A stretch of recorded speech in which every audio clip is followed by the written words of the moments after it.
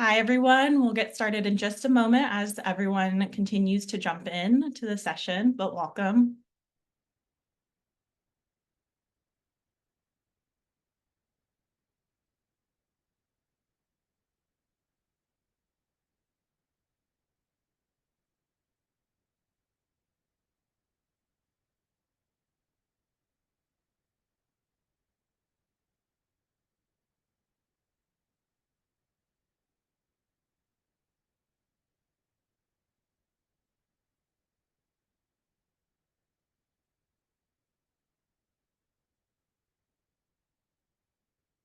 Thank you, everyone, for joining us. I'm Naomi Reilly, an Early Math Project team member, and we would like to welcome you to our annual symposium. We're so excited about today's keynote and breakout presentation. Here's today's schedule. Breakout sessions, or we will actually begin at 9:10 with our keynote presentation by Dr. Lateefah Id-Deen. Breakout sessions take place at 10:15, 11:10, and 12:05 Pacific time. Multiple sessions will be offered during these three times. Please choose the session that most interests you. There is more information about each of the sessions under the tab Sessions, as you can see on the blue bar. When you click on Sessions, you'll navigate to this page and will be able to learn about the different sessions offered. I want to acknowledge Starbright and Hand to Mind for their generous support of our giveaways. 55 lucky people who answer the event surveys today will receive a special thank you, courtesy of Hand to Mind and Starbright. Hi, everyone. I'm Haley Gordon. Thank you so much for spending the day with us. All of today's presentations will be recorded, and they will be available on the Zoom platform in several days, and also archived on the Early Math Project's YouTube channel in about 2 weeks. People attending the symposium will get an email notification when the recordings are available. You can help us out today by completing the very brief surveys at the end of the breakout sessions and also at the end of the event. We do read all the survey results, and it helps us a lot with planning all the future events. The end of event survey must be completed by everyone who wants a certificate of participation for today's event. Once you complete the end of event survey, you will see a link to download your certificate. Copy and paste the link into your browser, and that will allow you to download your certificate. Please add your name and then save it and make a copy for your records.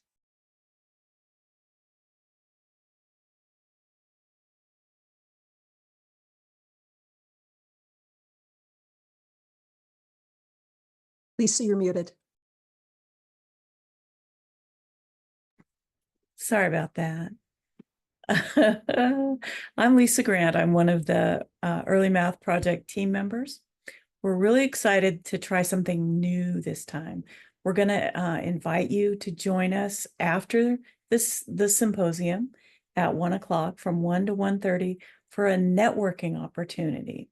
And there will be 5 different types of networking opportunities. The first one, you'll be able to go into a session with some of the speakers individually, and it'll be a smaller group, so you'll be able to ask questions and get answers directly from the speaker. You'll also be able to hear from Kirsten Bowl about a mathical readathon that will be happening next school year. There's also going to be a peer networking opportunity. You'll be able to be organized into age groups and talk to your peers that way and share your resources, and we'll have some prompts for you to talk about. There's also my favorite, a room where we're going to share our favorites, favorite resources, puzzles, activities, and favorite books, and I'll be there. So go there. That's going to be fun. There's also going to be a room for Early Math Project resources and Count, Play, Explore resources. You can ask a team member questions about where they're located. So To navigate to these sessions, you'll go to the sessions tab, just like when you went to the earlier sessions. We'd also love to find out what you think about this new networking opportunity. There will be, of course, a survey at the end. We hope you'll fill that out. We hope you enjoy this and let us know how you like it. Thanks, Lisa. Hi, everyone. I'm Heather McClellan-Brandusa. So exciting to see you all here today. I wanted to let you know that the Early Math Project publishes a monthly newsletter. We'd love to stay in touch and let you know about upcoming events and periodically share new resources with you. If you're not already receiving a copy of the Early Math Project's newsletter and would like to receive a monthly update, let us know at the end of the day survey, and you'll start to receive these semi-regular updates. Next slide. So I'm pleased to introduce Kirsten Bull, the Mathical Books Coordinator, to talk about the upcoming Mathical Readathon. Hi, everyone. My name is Kirsten Bull, and I'm sorry I can't be with you yet. I'll be with you later today. I'm actually hanging out with some 2- and 3-year-olds as we speak. Looking forward to being with you today about Mathical books. If you haven't met Mathical yet, this is math and literacy at their finest for very young children, all the way through high schoolers. And in particular today, I'll be joining you for a workshop session about Mathical biographies for 2nd and 3rd graders, and a networking session at the close of the day to learn more about the Mathical Readathon called Powers of 10, taking place in the 24-25 school year. And if you need a sneak preview of that, take a look around. There's a little video lurking on the symposium site with our good friend John Urschel, who's a MIT mathematician and parent of 2 young children himself. So keep an eye out for those things, and I'll see you later on today. Thanks a lot. Bye.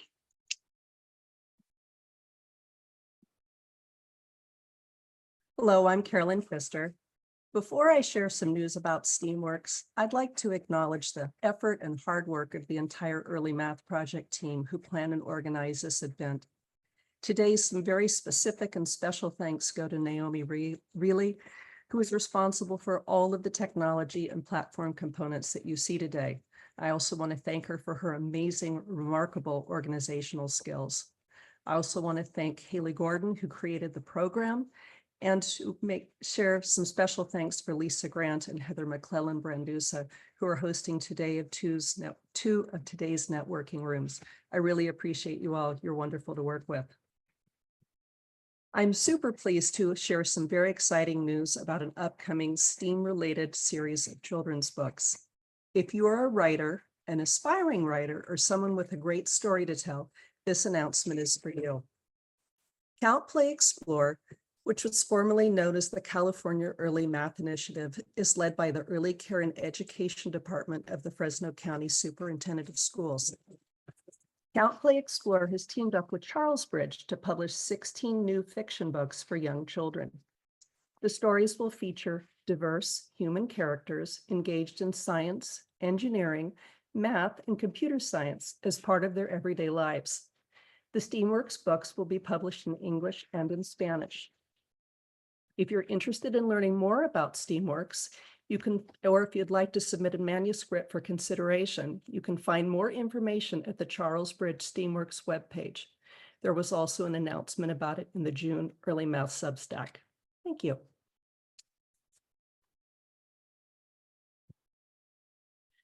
So we are so honored to have Dr. Lateefah Id-Deen join us today for a keynote on Seeing Math Differently, Nurturing Positive Math Identities in Children. Dr. Id-Deen is an associate professor at Kennesaw State University. She is an award-winning mathematics teacher and educator, author, speaker, and consultant. She is committed to cultivating inclusive mathematics classrooms It has a passion for creating equitable learning environments so every learner feels valued, supported, and capable of achieving their full potential.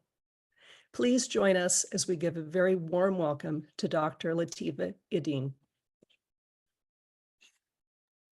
Thank you, thank you, thank you. Can everyone hear me okay? All right, good afternoon, good morning, wherever you are. Go ahead and get my screen shared. Thank you for the warm welcome in the chat.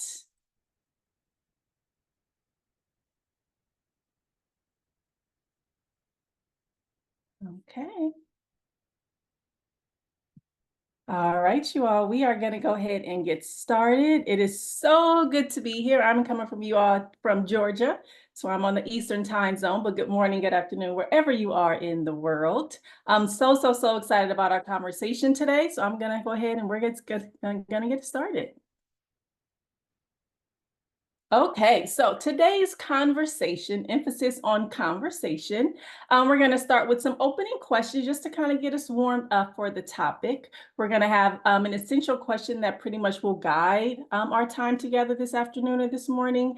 We're going to really talk about briefly, what is math identity? What does it look like? What does it mean? And then we're going to think about what can child-centric perspectives in a math classroom look like.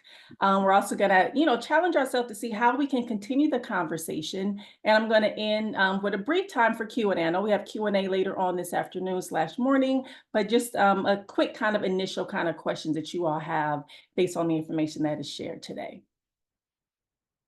Okay, so lecture style is not my pedagogical strategy in the classroom. It is not.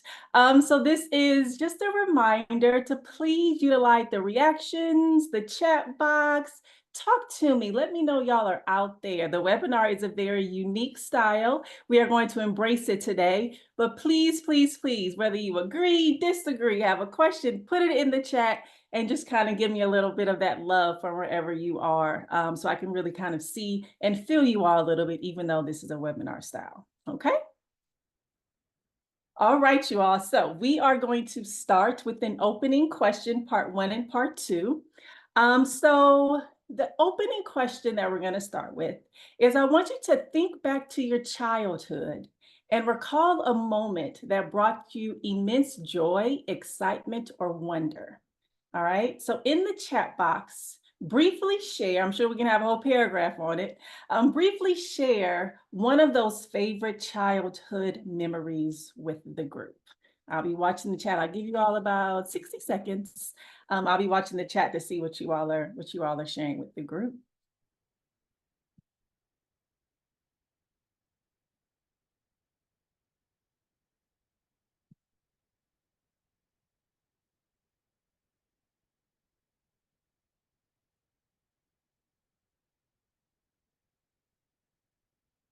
The chat is going. I'm loving it already.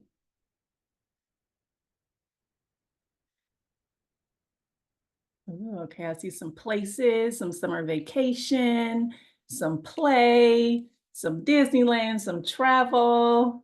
Love it. I see some family. I love it. Bonfires by the beach. Yes. Horses, joke from earlier. Oh, I love it. Water play, exploring, fishing, hopscotch. I love it.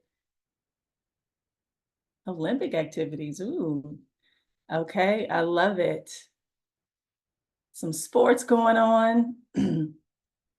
Okay, we're gonna wait about 5 more seconds to get those answers in. All right, some nature. Ooh, flowers, reading. Okay, childhood. I love it. Okay. All right, so I love it. Keep the chat going, you all. Keep the chat going. Okay, so we're gonna have that followed up by the next question. I love my little GIF here. If you have not seen Inside Out 2, check it out. This is not a sponsor. It's just a great movie. I took my nieces and nephews the other day. Okay, so thank you for sharing your childhood memory. So reflecting on that moment, in what ways do you see that impact of that joyful experience in your current actions, values, or mindsets? So now we're going to make a little connection. In what way do you see that childhood memory really connecting to who you see yourself today? Go ahead and get that chat going.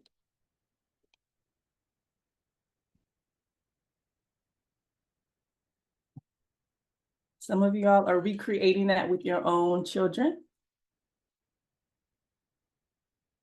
Self-confidence, sense of wonder, continues the love and joy. I love it. A lot of you all are continuing on, perseverance, taking risks. Yes, I love it.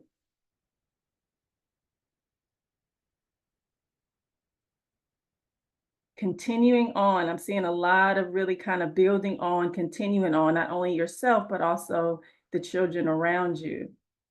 I love it, you all. Wait about 5 more seconds or so. Some self-expression.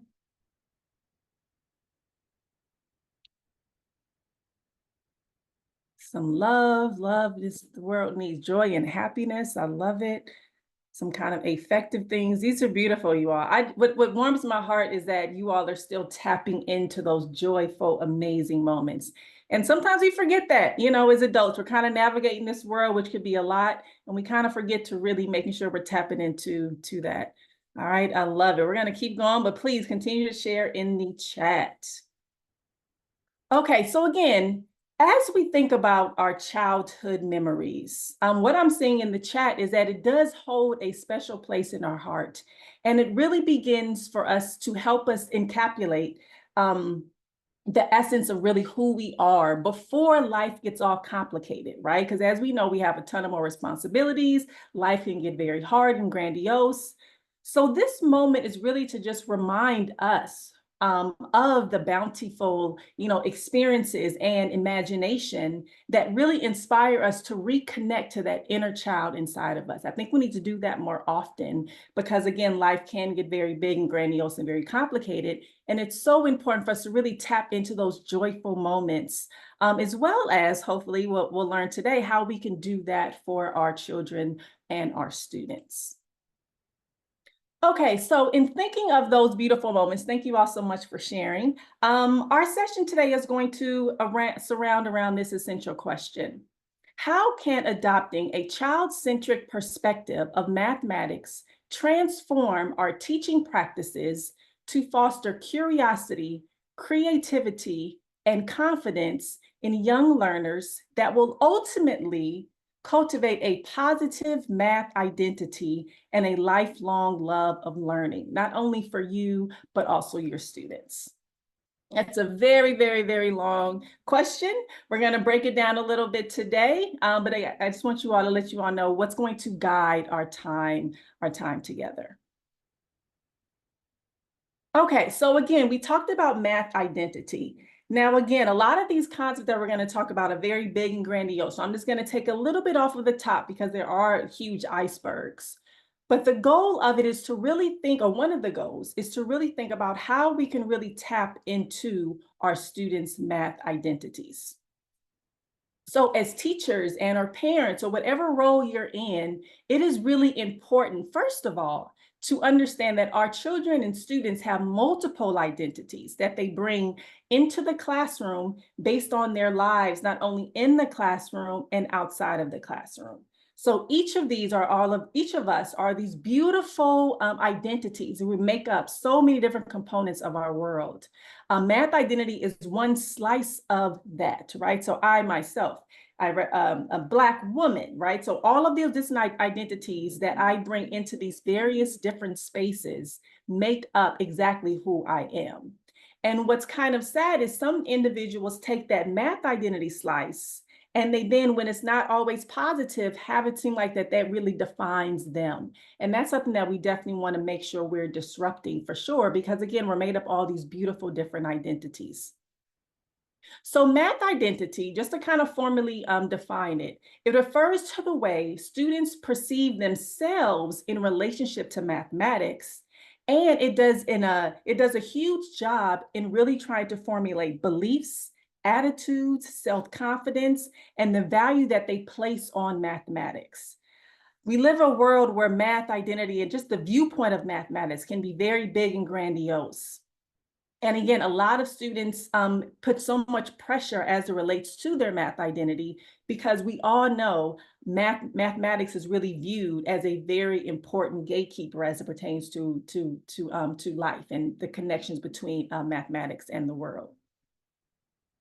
So mathematics identity are influenced not only by how someone sees themselves and how they fit into math spaces, but also how they are seen by others. Right. And that's the one thing about math identity is this idea, it goes beyond just yourself. So you're really leaning on your parents, your caregivers, your teachers, your peers to determine how they see themselves as doers of mathematics. And that's a really, really, really important component, because again, it's not just how I see myself. So I can have a huge confidence in myself, but if those around me don't really tap into that, then that drastically affects the ways in which I see myself, which means the teacher and the parents and the peers plays a huge role in how students see themselves being doers of mathematics. So it is so crucial, which many on this call already have an idea and already know, is that fostering math identity in young learners is so important, and it lays the foundation for their engagement and success in mathematics. And again, I'm not talking about just grades as it pertains to success. I'm talking about the confidence, the perseverance, the joy, all of these various different things that are so important as it pertains to mathematics learning, and not just the grades itself. And too often students, no matter what age they are, really see a grade or how they perform on something instead of looking to see, okay, how does this task or how does this mathematics contribute to my confidence, to my persistence, or to my joy? So again, we want to think about how we can open up that umbrella a little bit more on how not only we perceive mathematics, but how our students are perceiving mathematics. By the way, I absolutely love how the chat is just going. So just know I'm seeing it over there. I appreciate it. Please keep in your reactions, your questions, your comments.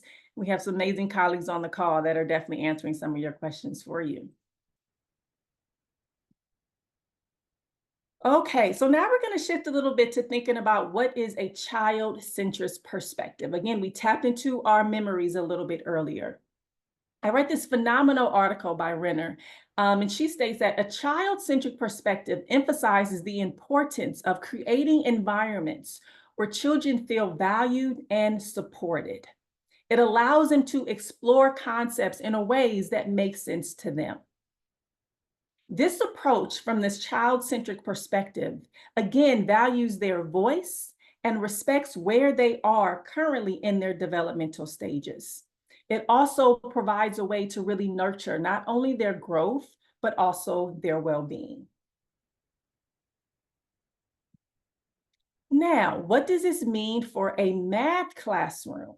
Okay, so for a math classroom, instead of saying more generally, we're talking about how we can create a math learning environment where students feel valued and supported as they are exploring mathematical concepts, again, in a way that makes sense to them.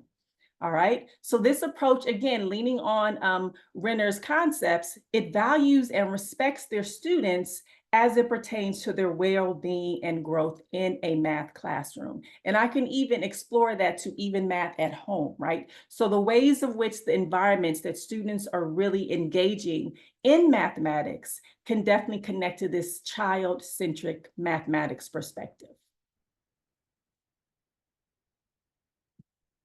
Okay, so the meat of my presentation. So today I'm going to take some time. I'm going to share 5 child-centric perspectives. Okay, now again, there are a ton of them. If you have other ones, I would love to definitely chime in the chat.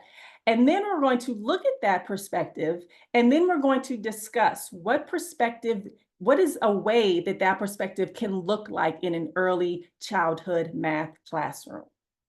I will say each of these perspectives, I could literally take an hour, 2 hours to really talk about it. Of course, we don't have that time today, but they are big and grandiose. So today, again, we're just kind of looking at the tip of the iceberg, but they can get very in-depth and intense. But we're just kind of mention it today. But again, just know each of these perspectives, and not only what they are, but how they can possibly show up in a math classroom, can take a lot of time to really kind of unpack. Again, in today's conversation, we're just going to briefly kind of just talk about it. In the chat, again, feel free to chime in on whether you resonate with the perspective, and or maybe you're already doing some of these things in your classroom or in your spaces where you're working with these beautiful young children. So also, again, keep that in mind as we're having this conversation. And again, the more you share, you may be able to help someone who may be struggling in that area of how to really incorporate that math perspective. Okay, so we're going to start with this very short video. And what I want you to do is, as you look at this video, I want you to share in the chat any notices and wonders. It's only about 50 or so seconds, so it goes really, really, really quick. This is a video from a 2-year-old named Zoe. And again, share any wonders or notices as it relates to this video. Get up, girl. Why? It's daytime. Not daytime, it's uptime. Yeah, it's uptime. You've got to brush your teeth. Why? Because you have morning breath. Why? Why what? No, kids can't have coffee. Because coffee is for big people. Why? Because little kids can't drink it. It makes you too hyper. Me too high. Give me a little bit. No. Down slow? Yeah. Why? Because we're going to a sand park and I don't want you to get sand in your butt. Is that not my butt? Yeah. Why? I don't want to get dirty. Nope. Why? You my mommy? Yeah. We gotta go potty before we go outside, okay? Why? Because if not, you're gonna go pee in the car. I'm not driving. Why? Because Mama's driving. Why do I drive? Why don't look like Daddy's house? It's the same color like Daddy's house. Why? Because the building is red. Why don't why? Because it's made of bricks. Why is it red? Because bricks hold up well. Okay, I see the chat going. Definitely, I see curiosity. I see why, right? Why? If we counted the number of whys, again, a little mathematics, then we'd get a very large number. And again, that's a very short clip. The clip was at least like 4 or 5 minutes long. And the number of times this beautiful child said why and that curiosity was definitely a lot. Okay, so what does this mean as it pertains to our first child-centric perspective? Everything is a new learning experience, right? The fact that the students, again, are asking, Zoe is asking why so many different times means that this child and many other children, as you talk with them, are so interested in learning as much as they can. So again, this video reminds us that children are curious and so joyous about learning. So the question is, how can we as teachers, or whatever role you're in, really making sure we're tapping in to that experience that's full of possibilities and learning that, again, children are so curious about. So now we're going to think about what this means for a math classroom. Okay, so again, just to reiterate, children asking why means they're actively engaging in the process of learning. One of the things that I love, and hopefully everyone on the call love, this idea of this natural curiosity and joy that students really bring with them. So whatever your role is, you want to really think about how we can build connections to mathematics, to those wonders and notices around the world and in their world, really. And you really want to think about, how does that connect to what students learn, not only inside a math classroom, but outside a math classroom? So this brings us to this term of mathematizing. So mathematizing is an approach to math instruction that emphasizes making connections to students' real life experiences as it pertains to the love and joy and curiosity they hold. And what you want to do is you want to connect that to mathematics. I always say, because I love mathematics, I look at the world through a lens of mathematics. So what does that mean if we're cultivating a world for students where they're looking at these things through mathematics? And what does that mean for you all in the classroom, for all of us, as it pertains to making sure, again, we're understanding and cultivating this idea of curiosity and joy that our students or our children naturally embody? So what does this mean when I say look at this world as it pertains to mathematizing? So our students experience windows and mirrors as it pertains to the world around them. And this is the term that Dr. Gutierrez has, and it's the way of which students either see themselves and or not as it pertains to the curriculum in our classroom. So our mirror moments, those are the ones where we have an opportunity to learn about ourselves. So for those who've been to Disneyland, as you said, as your memory, whenever you see a problem or anything as pertains to Disney, you are seeing yourself. So that is a mirror opportunity where you're able to learn more about yourself.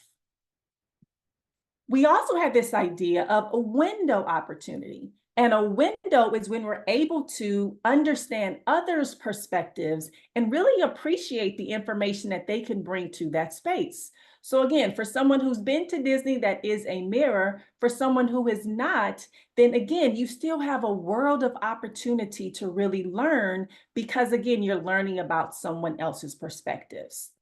What we want to make sure is in our classroom, we think about how we are tapping into our students' mirror opportunities and window opportunities.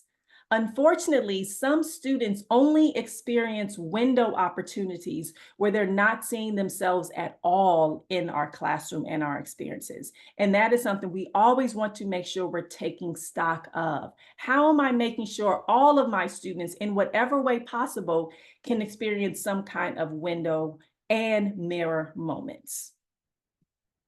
So what does this mean? This means really getting to know our students and then using that information to think about how we can then mathematize those experiences. So I love either it's a puzzle piece or a heart map. And again, these we're taking in K through second classrooms. So, you know, students can draw something as it pertains or write something as it pertains to their world. So again, what I do with my pre-service teachers is that they're able to give their students these heart maps.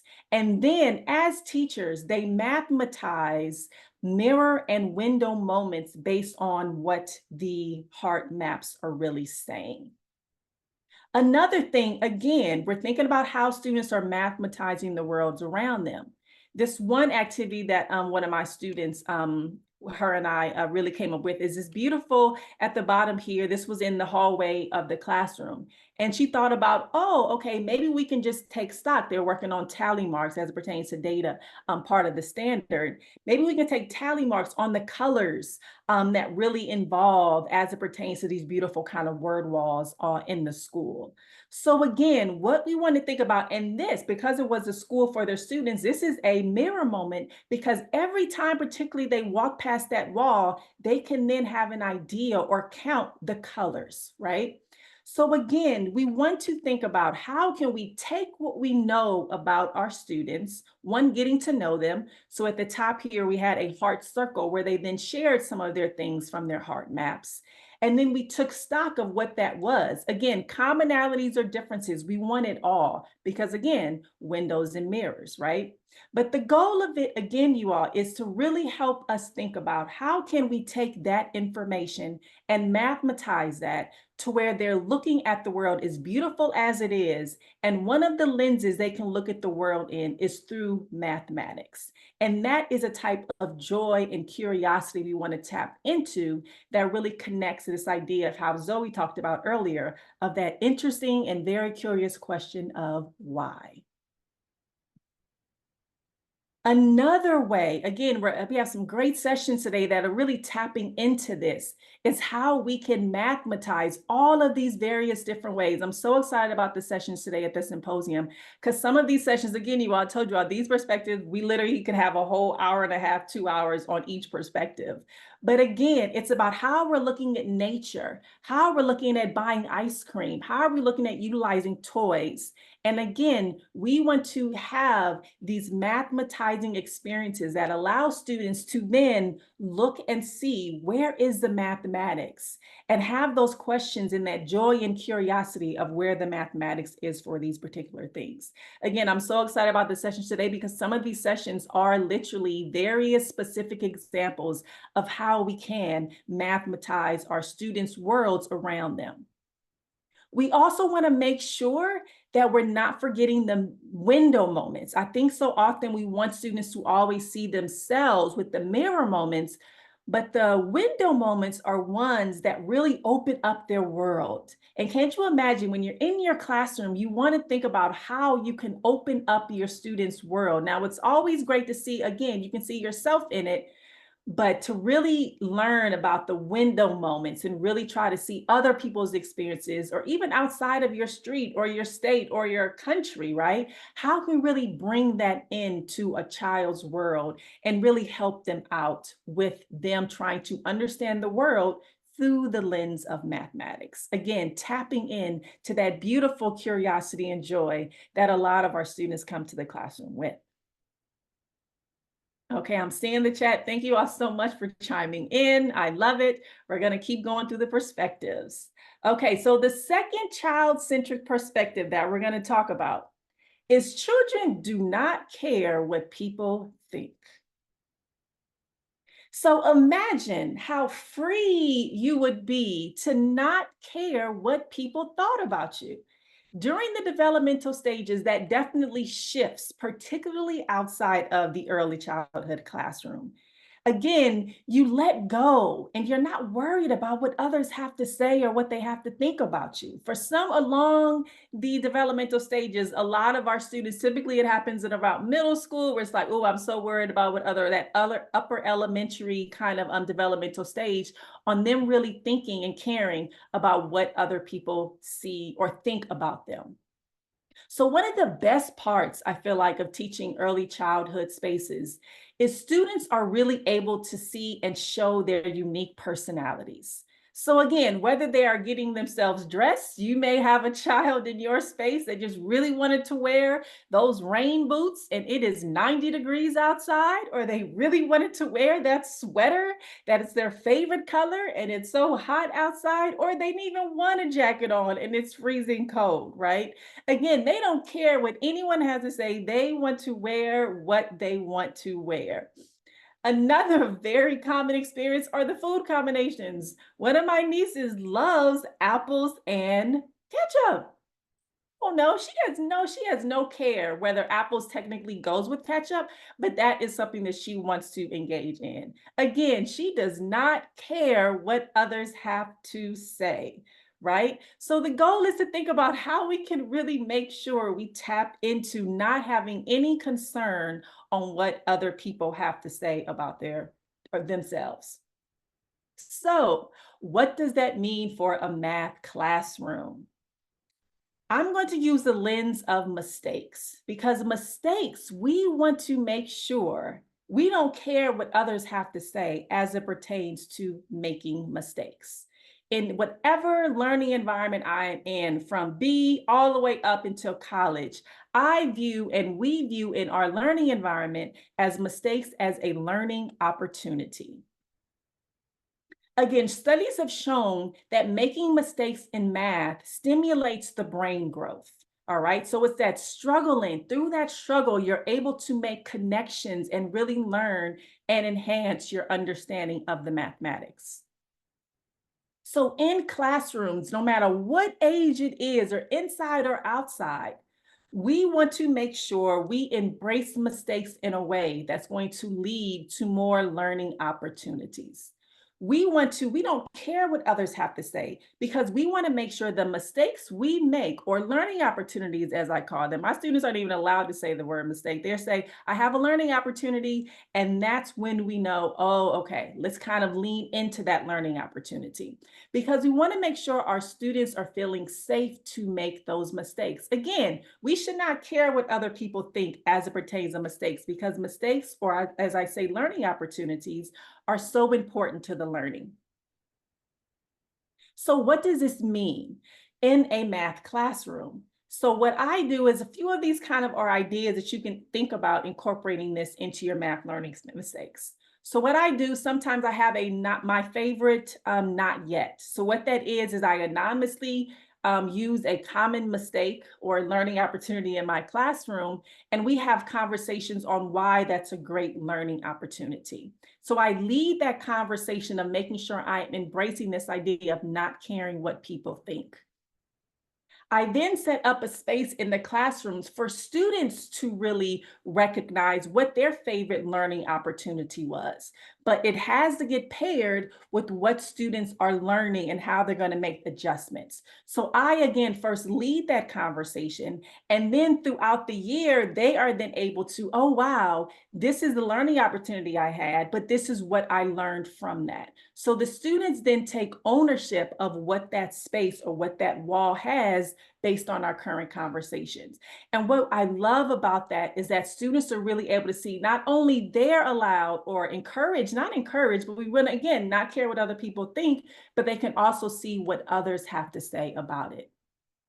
Positive affirmations is huge. Again, really having words or comments throughout not only the room physically, but also verbally, where you are affirming the value of a mistake. For some reason, mistakes are okay in life, but in the math classroom, that's when students are so worried about what others have to say or what others think about them. I also think it's power in reframing things. So instead of thinking of something that is deficit, to really reframe that, to think about how we can think about that as an affirmation. So instead of saying, that's wrong, then you can say, oh, that's an interesting attempt. Let's try this other way.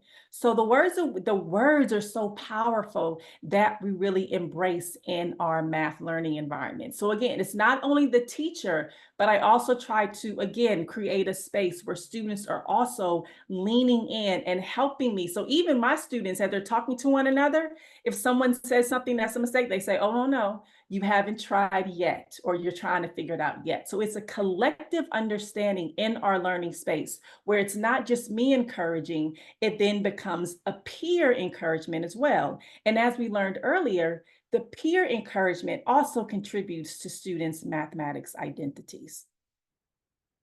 Okay, y'all, hopefully I'm not going too fast. Hopefully y'all are finding and getting through it. So we're going to go ahead to the next one. Again, 3 of 5 that we're going to talk about today. So what I love about children is that they are so positive. They are so optimistic. They do not automatically think of the worst. I love their energy. I always say the world hasn't, quote unquote, tainted them yet, because they're like, oh, how can we look at this in a glass full type of environment? For some way, again, on our journey of life, that really gets affected in a negative light. So again, I want to reiterate that students look at things with so much optimism, and their first thought is to not think negatively. It's always a positive attitude towards everything. And that's, again, what I love about young children. So again, how can we lean on that in a math classroom? What we want to do is we want to open up the ways of which students consider themselves as smart in math. So the key thing is, and Featherstone talks about this in their book, Smarter Together, is when math is just a computation, only a few students, those who can add, subtract, multiply, and divide, feel like they're smart in math. Again, what we want to do as learners, as parents, as teachers, whatever your role is, to open up, what does this mean to be, quote unquote, smart in math? So how would you respond, or how would your students respond to this question? Tell me the ways you are smart in math.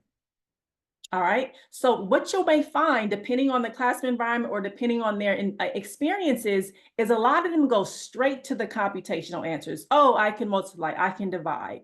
And what we want to do is we want to open up the umbrella of how we think about what does it mean to being quote unquote smart in math. And we want to open it up to really welcome in experiences. So some of those experiences can be, oh, I'm good at asking questions.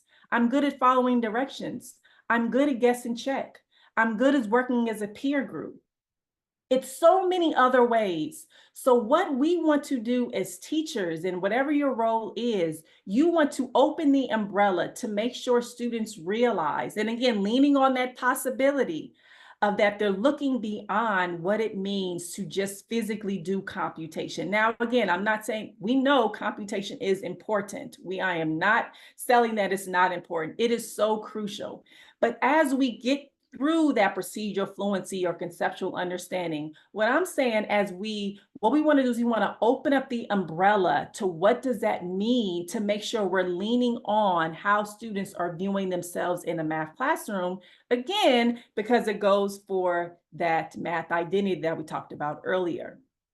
So one question I have for you, and this is rhetorical or you can share in the chat, is what skill sets are you honoring in your math, either learning space or learning classrooms, right? Because it starts with how you all are seeing it and naming it, and then students can say, oh, wow, I asked a question, and you want to make that connection to asking questions is such an important skill set and process as it pertains to learning mathematics. So again, we always want to think about how are our students' math abilities, again, being utilized and built upon in an asset perspective. We want students to create, or we want to create opportunities to where our students can be smart in new ways and build upon that explicitly inside and outside of our math classroom, because those processes and those experiences all relate to how students feel confident as they begin to think about mathematics. And then I'm sure, because we're leaning on that positivity in that context, that then affects the ways in which they are engaging in mathematics. Okay, the fourth one, y'all, we're almost there. All right, the fourth child-centered perspective is that you can be anything you want. All right, so I'm sure you all may even remember as a child. I know I had like 5 different careers before I really thought about, I wanted to be a teacher much later. Actually, as a child, I thought about that. Is why I used to teach my little dolls and my little siblings. I would make them sit down and have my chalkboard. So I definitely believe that teaching is my passion. But one question that we always ask students is, what do you want to be when you grow up? And the responses are so big and grandiose. A doctor, a teacher, even a garbage man, because they see him hanging off the back of the truck and they love really kind of seeing that kind of truck movement.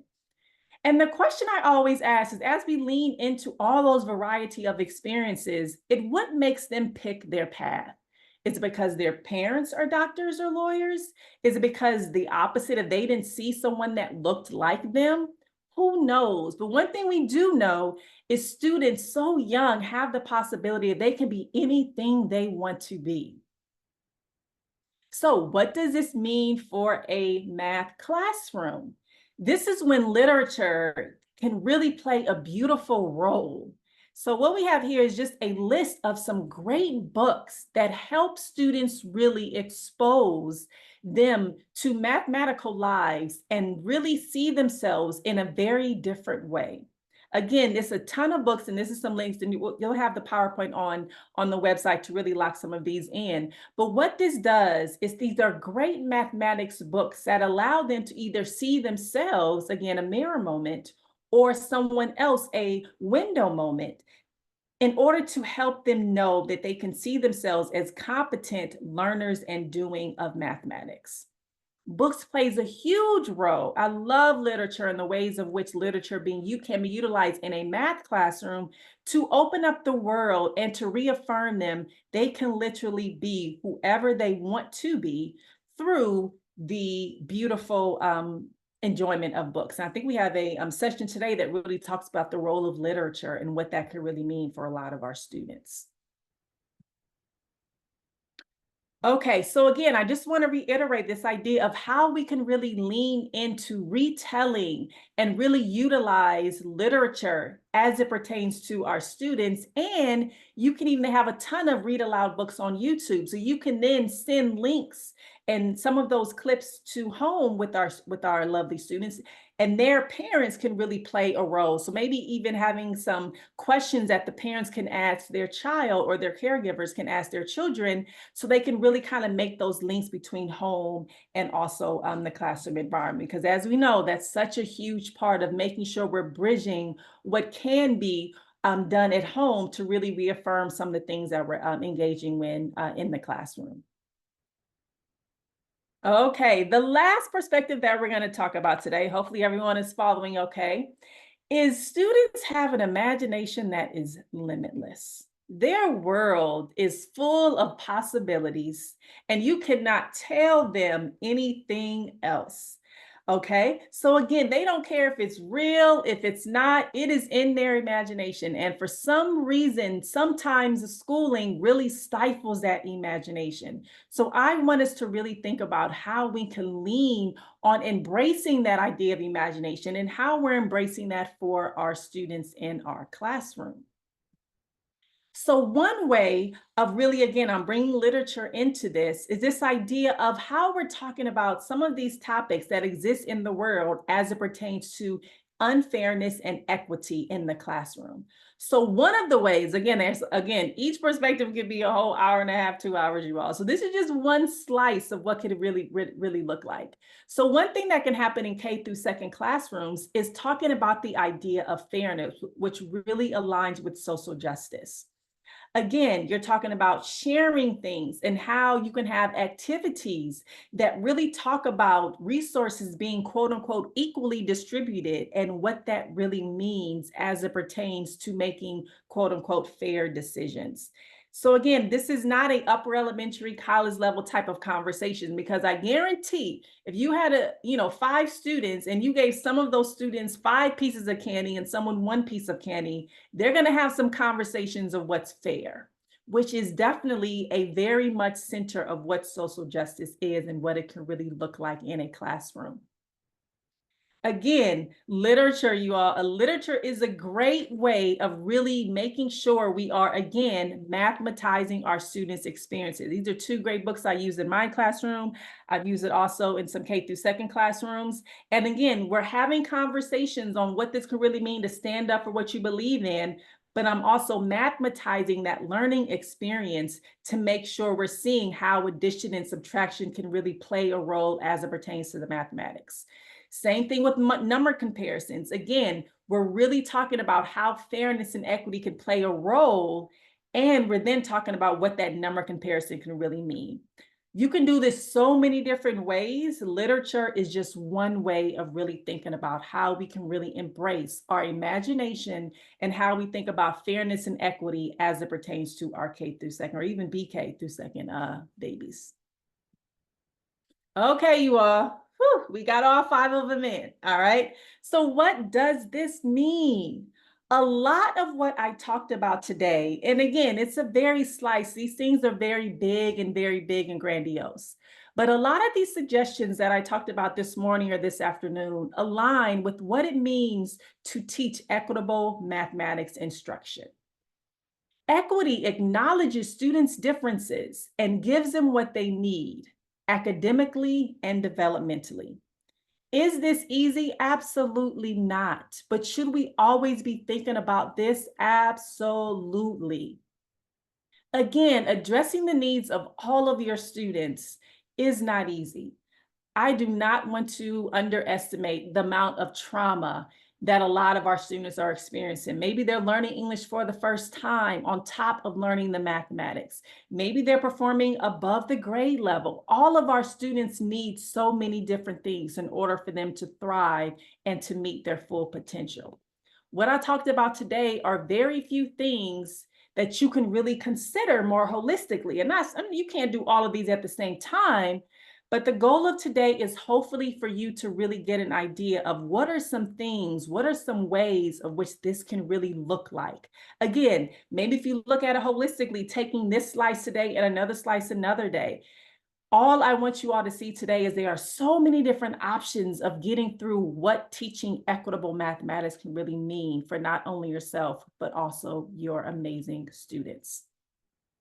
Again, some of you all may be doing this. And what I love about that is we just want to make sure that our students are no longer negatively, their backgrounds are not being negatively predicted for their outcomes. So that's where that deficit perspective, that's where that stereotyping comes in. We want to make sure we're looking from an asset perspective of starting about what students can do and building on what they can do in order to make a connection to fill in the gaps.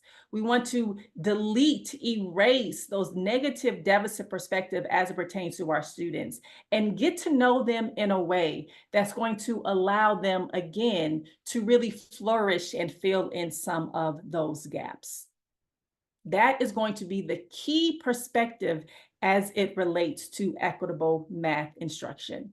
Again, you all, these are just 5, but there are so many other ways in which we can really think about what does equitable mathematics teaching look, sound, and feel like in order for our students to know they are valued, seen, and heard in our spaces. And it starts into what I love the saying of that students are going to be exactly how you see them to be. So if your perspective is deficit, you're only looking and seeing what they cannot do, then you are exactly going to see what they cannot do.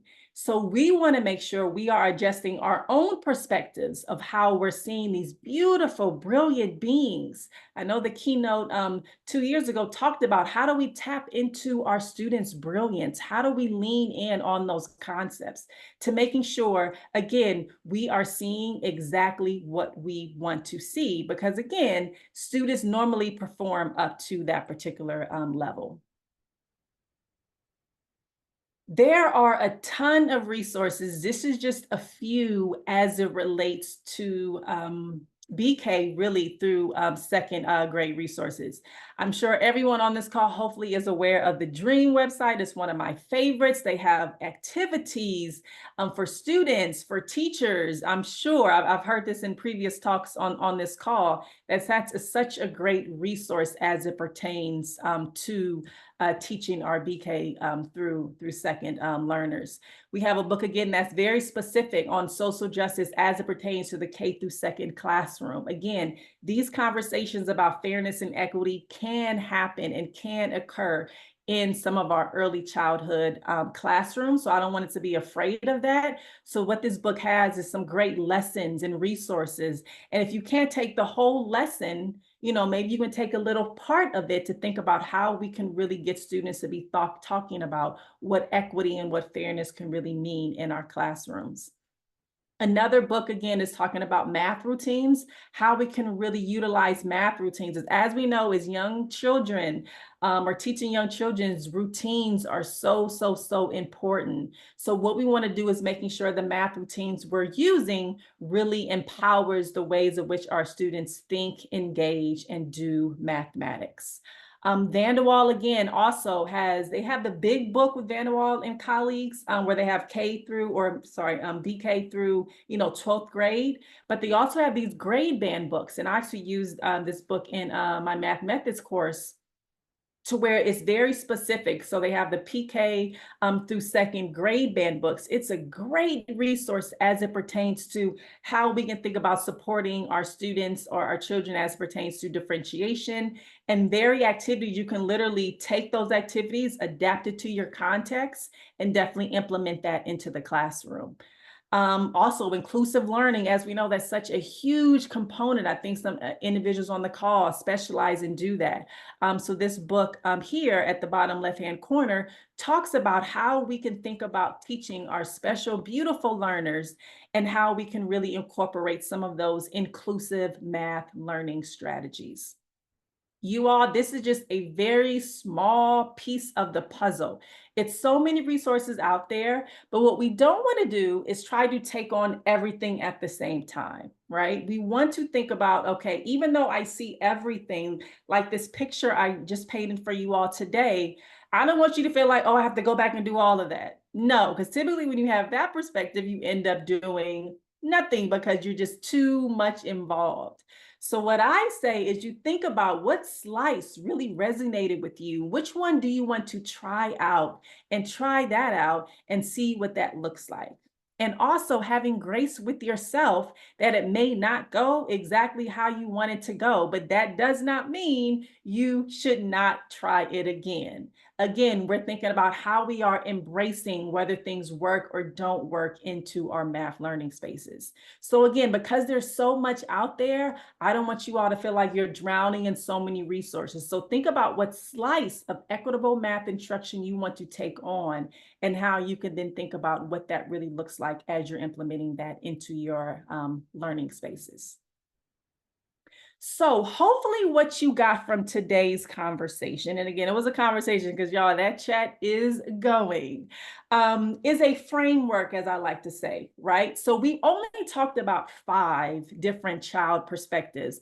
If you are around young children, we can list a ton of them, right? So what I did is I just kind of gave a very brief overview of just 5, but I'm sure there are a ton of others that you all see as it pertains to our students. So what I want us to think about on this call is, as you're engaging, I love the schedule this year. You all did an amazing job, the organizers behind this. As you all are in those sessions, I want you to think about, how does this session connect to one of our child-centric perspectives that we talk about? How can you then think about how we can incorporate that into our math classroom? So that's the lens I want us to really kind of think about as we are attending some of these beautiful sessions, is how can this topic that we're learning from our amazing sessions really lean on what our perspective is going to think about in our math classroom? Okay, so I always like to leave with some kind of accountability. All right, I'm going to go back to our essential question. I'll repeat it. How can adopting a child-centric perspective on math teaching transform our practices to foster creativity, curiosity, and confidence in our young learners, which can ultimately contribute to a positive math identity in order to cultivate a student's love and learning? So think about what we just talked about for the past hour, because we were talking, you all were talking in the chat, now we're just verbally talking. I want you to think about a word or a phrase that you are going to hold on to as you not only engage in these amazing sessions on the schedule, but as you engage with your students, your children, whoever you want to think about. So in the chat, I want you, again, we'll just take about 30 seconds or so and lean on, again, the perspective you want to take with you. So just a word or a phrase, that's something that's going to lean on as you not only attend these sessions, but also think about your children and your students in your lives. And I need a little minute to see the chat, and then I'll briefly, I know we have maybe about 2 or so minutes, Naomi, for the question and answers, if so, but I definitely cognizant of the time. All right, I see windows and mirrors, I see positivity, I see learning opportunities, I see play. Yes, I didn't get to talk about play, but I think we have a session today that talks about the role of play, and that is definitely a part of really leaning on our amazing, brilliant babies. Mistakes are okay, exactly. Try, practice, practice, practice, exactly. Love these, you all. Windows and mirrors, absolutely. Freedom, that's a word we need more in the classroom. Discovery, growth, wonder. You all, I mean, can we just say drop the mic from the call? I am just loving this, you all. This is absolutely, I wish I could capture this chat. This is absolutely beautiful how you all are sharing what you all are really taking away. Positivity, absolutely. Tap into that child-centric positivity, absolutely. Positive affirmations. Beautiful, y'all, you are just, the chat is going. Thank you all so much. This is so beautiful.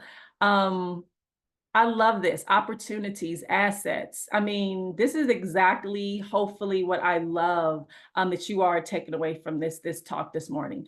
Let's not let this talk stay in this hour, right? Let's making sure we're taking it not only through the symposium, but also through our lives. Again, it's a lot. You can always come back to this recording or come back to this PowerPoint. Again, it's so much and so big. Determine what slice you want to take as it relates to really making sure we're leaning on our amazing babies. Okay, I think we have about 2 or so more minutes. Naomi, do we have about 2 more minutes for a few Q&A? I see a few in the queue here. Do we have any time for that, Naomi? Yeah, 2 minutes is great. Oh, perfect. Okay, so let's see if I can pull up the Q&A. And Okay, if perfect. I don't get all the Q&A. Do you see the webinar button? Can you click that and press go to webinar? Yes. Sorry, not for you, Lateefah. Oh, okay. I was about to say, I don't think that was for me. We were doing good today, y'all. If we don't have time for Q&A, because it's not showing up for me, Naomi, then I will definitely be around for the Q&A this afternoon for my 30-minute slot. I'm not able to see them, but Hi, Lateefah. Let me pull it up for you and I can read some for you. Yeah, maybe just 1 or 2. But again, I'm around this afternoon and I'll be definitely happy to see you all beautiful faces to really get some of those questions answered for you all. So I think you have about 1 more minute. I want to honor the time this morning or this afternoon.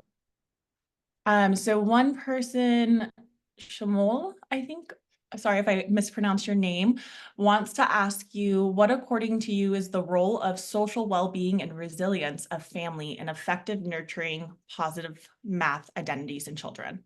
It is a huge part of it.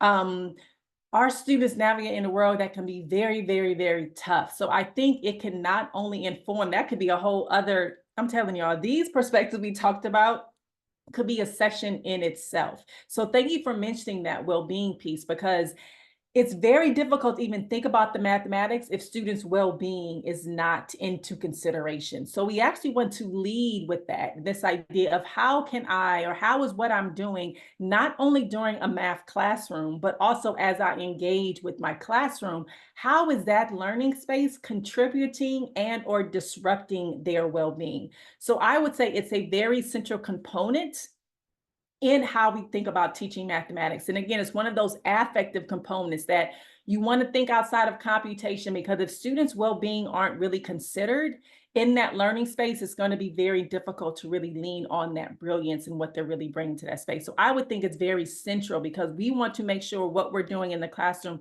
does not hinder and or disrupt their well-being.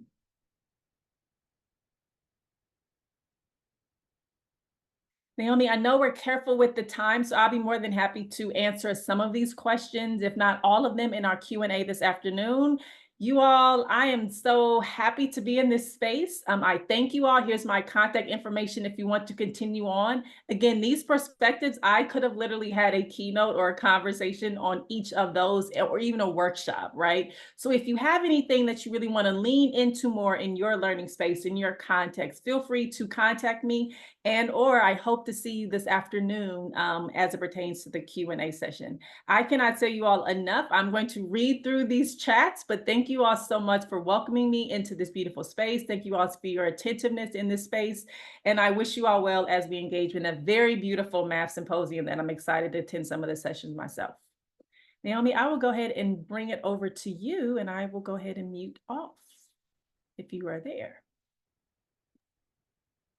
Thank you so much. That was an amazing presentation. And yes, please join Lateefah for her Q&A session in just a little bit later today.